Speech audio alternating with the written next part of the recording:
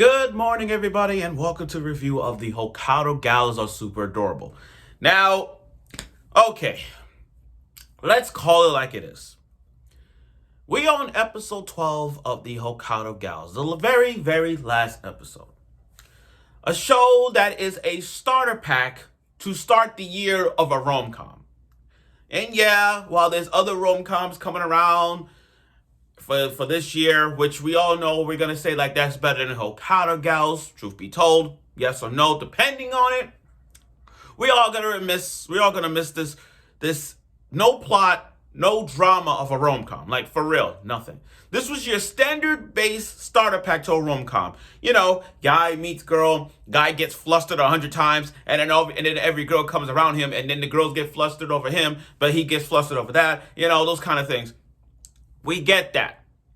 Now, this Hokkaido Gals is one of those shows that you start watching because the debate of all, like, who's the best gal who's the best gal, Kidegawa or the Minami? You know what I mean? That's been the talk, and I posted about the debates, like who's better out of the two.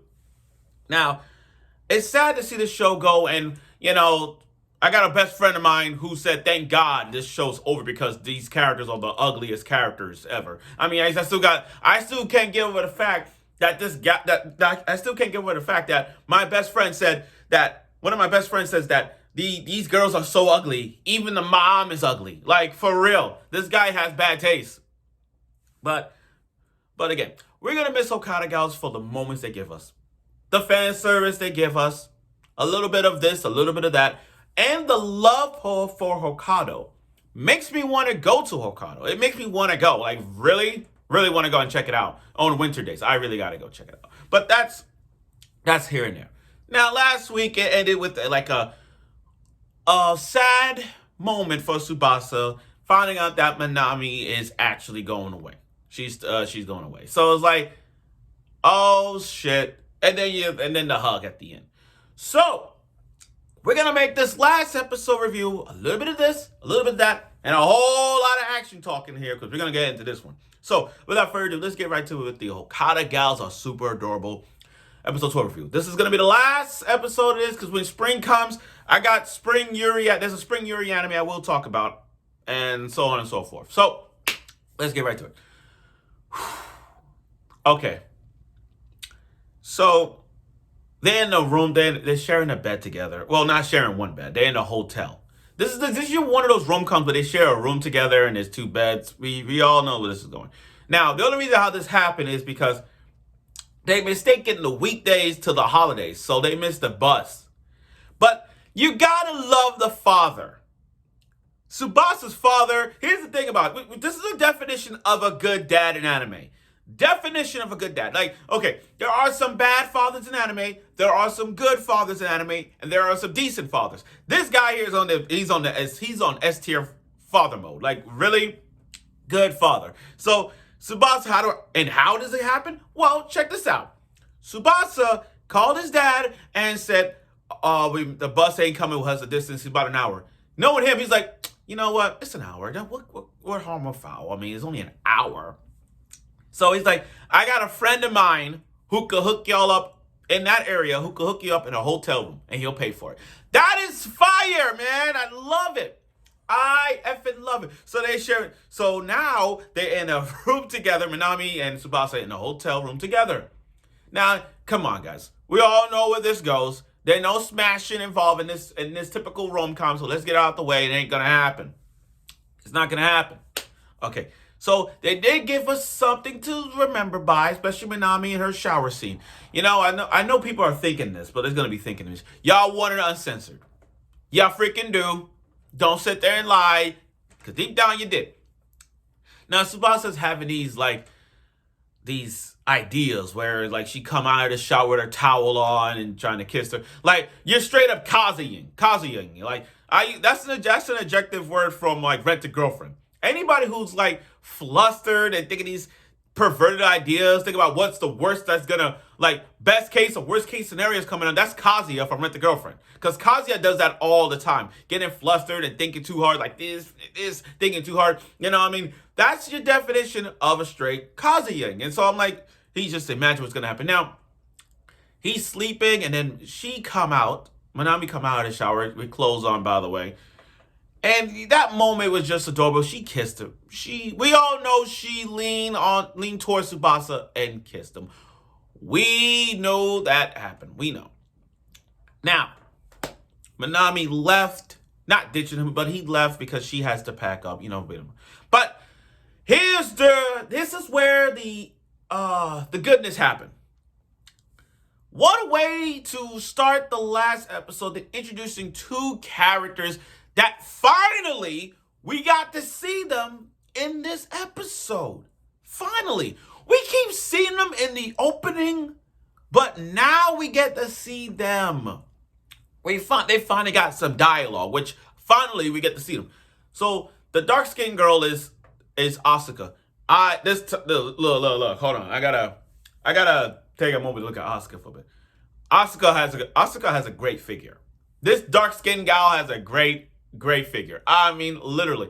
I hope my friend's watching this because he thinks that she ain't better than Nagatoro. And he still thinks Nagatoro is like the most attractive dark-skinned girl in anime, like for real. Like I can think of a lot of dark-skinned girls that I will pick over Nagatoro, but he thinks Nagatoro is like belong in the top 3 in terms of dark-skinned girls in anime. But looking at Asuka in this one, she looks freaking great. She looks great. But again, this is Akino's friend, so it's Asuka and Hina. I like her too. White hair with the blue eyes, the silver. Oh my gosh, she looks good. And and she wears glasses, which is also cute, by the way. I like those two. And you got if you watch those two, you got to see like a vibe going on. I mean, you got to see Hina is a fan of Minami's. That's what she said, Minami senpai. So she sees that's a fan. And Akino and Asuka are childhood friends, so that makes sense. It's like those dialogues are important because I hope we get a season 2, which I'm gonna talk about that later on. So Minami and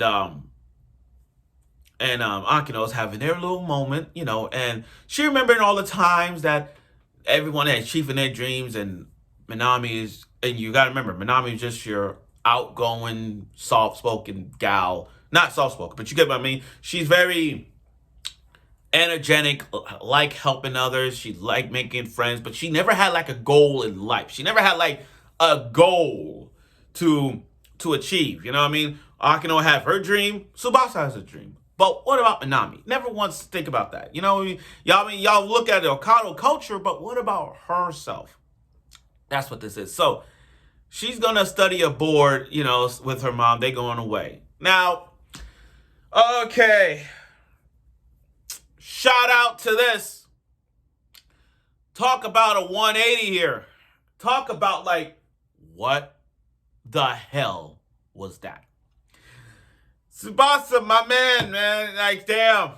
He did like a thing with, I said, I need a hero. That he did that. So as Minami tried to about to get on that airport, he called his dad. He rushed just to speak to his father and said, Dad, we gotta get to the airport right now. I want to say something to my friend. Friend, quote. He's a good father. This guy's a fucking good father. I like him. So when Tsubasa rushed to the airport and say, his heartwell feelings, the feelings and the moments he had with Minami, talk about like a 180 here. She's like, it went from like, you're going away, oh no, I'm gonna miss you, you're the most kind person ever, and to like, I'm only gone for 2 weeks. Talk about what? Let me get this straight. This was an embarrassment. This was an utmost embarrassment. You got Tsubasa, blood, sweat, and tears here, rushing to the airport. And he giving us like a heartwarming moment, not screaming, but like being emotional and crying to like, I'm gonna miss you. You're the most kind-hearted person I mean, you showed me everything about Hokkaido, this and that, and then and from that to like Minami But I'll be breaking the mold here. Only gone for 2 weeks. Ain't gonna be 2 weeks. It's just a 2 weeks program. She's gonna be gone for a couple of weeks. And that kind of like brought Tsubasa to an embarrassment. But that moment was funny, but also it was good because we got to see Tsubasa being well open to Minami and all that. So I give them that. I'll give them that. I do give them that. Now, the ending was so great that Minami finally came back. And Akino's hairstyle is changed and everything. Like, everything's going to be changing up. It's really nice to see. Now, this episode was good. It was just, it's like, the way how this episode ended is like, we don't know the outcome for them as the years go by. We're going to have to read the manga. So, I got to read the manga for this. I got to read the manga because I heard the manga was good. But overall, this episode was really good. It was really good to like, the worst to like it was a 180 episode. So, I'm like, from sad to like, oh no, I'm gone for 2 weeks. So it was like, yeah, your girl coming back for 2 weeks. You can manage. Within those 2 weeks range, I'm pretty sure Akino and Rina will try something to make you like them. Or have them try to make you like them. Now, here's the question that everybody's uttered in mind. Is this gonna get a season 2? I'll be honest. Part of me, I'm in like 45% on the yes. Because here's why.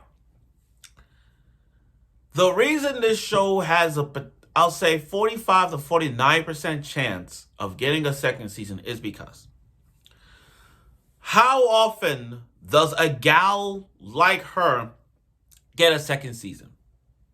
If you go back to all the gals in anime, we don't really get a season 2 like that. The main gal herself doesn't get a season 2. Stay with me on this. Hajime no Gal. Did Hajime no Gal get a second season? Hell no. Citrus. One of the best Yuri animes of all time. It didn't get a second season. It should get a second season. Okay? My Dress Up Darling. One of the most iconic gals in anime. Marin Kirigawa. Everybody has the love for Kirigawa. My Dress Up Darling. One of the shows that everybody was talking about that time. It didn't get a second season. It should. But for this show, it needs it because we just got the debut of Asuka and Hina in this last episode. I want more of them. I really want more of them. More dialogue, more of everything for those two. We didn't get that. It's kind of like Rent a Girlfriend. When Rent a Girlfriend showed the debut of Sumi, best girl by the way, when they showed Sumi made her debut, and that was late in the season 1, I was like, I hope this make a season 2 because Sumi only had like one. She had less appearance. She had less showtime in season 1. And then we go to season 2 and beyond. She made her appearance more time and her dialogue is up there. She has stepped up. So they need those two, Asuka and Hina, to talk more. They need more showtime. So that's that. Now, again, the only gal that got a second season is Nagatoro. Nagatoro, the dark-skinned gal of herself, got 2 seasons. 2 seasons. While all the other gals only have 1 season, they need 2 seasons. They need another season. They need one. My Dress Up Darling needs one. Citrus needs one. The Hokkaido gals, or the Okada gals, are super adorable, need a second season. They need the star potential of a second season. I mean, nothing but respect for Nagatoro getting a second season, even though that's the dark skin gal, that kind of thing. She get a second season. But what about the others? What about these other main gals that has given us to talk about who's the best gal, who's the best girl, all that, and then you give us a second season? Like, come on. Hokkaido gal super adorable. You got a pop-up shop of it. Like, come on. Give it credit where credit's due. Now, the only reason I said is the no part is I don't think people got into this show a lot. Because it's not the talk about show. Like, it's not really talked about this winter. Like, you look at all the shows that's airing right now to, like, you got Blue Exorcist, The Return of Blue Exorcist. You got Solo Leveling. You got Shangri-La Frontier. You got Gushing Over Magical Girls. Sign of Affection. All those are talked about shows. And the Hokkaido gal Super Adorable is not the talk show. It's not to talk about show this year. However, This was a starter kit to start the year off with a no plot, no drama twist type vibe of a rom-com. This was your standard. This is a standard rom-com to everybody. Now, on the scale of 1 to 10 on this show overall, I will give it probably 6.5 to a 7. It's standard. It's pretty basic. This is a basic rom-com. It's not as high as you want it to be, but this is basic. And if they go further beyond it, we'll probably see where it's got. But that's my 2 cents on this show. So thank you for watching my reviews of the Hokkaido Gals Are Super Adorable, especially this episode. I look forward for spring animes because there are like maybe 2 or 3 shows I will talk about. While there's still shows there, I will talk about other shows that I got requested on. So bear with me on a few like what the moments are and such like that. But thank you for watching my review of the Hokkaido Gals Are Super Adorable. And with one more video left to talk about, which is the gushing over magic girls, I still got time. So thank you for watching.